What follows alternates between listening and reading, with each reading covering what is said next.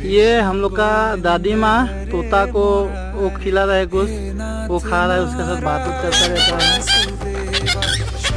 हाँ, वो भी बात बोल रहा है। कैसा लग रहा है आपको? अच्छा लग रहा है ना ऐसे? आपको कैसा लग रहा है? कैसा लग रहा है आपको? हाँ ना बाबा, अरे काटो मत, गुस्सा मत करो। ये हम लोग का घर में पालतू है, ये घूमता रहता है ऐसे ही। इसका नाम हम लोग प्यार से रखा है मोरम, और ये ऐसे घूमता रहता है।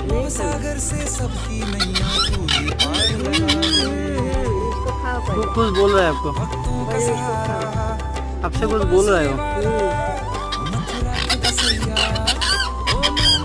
कुछ बोलने का कोशिश कर रहा है। खा लो।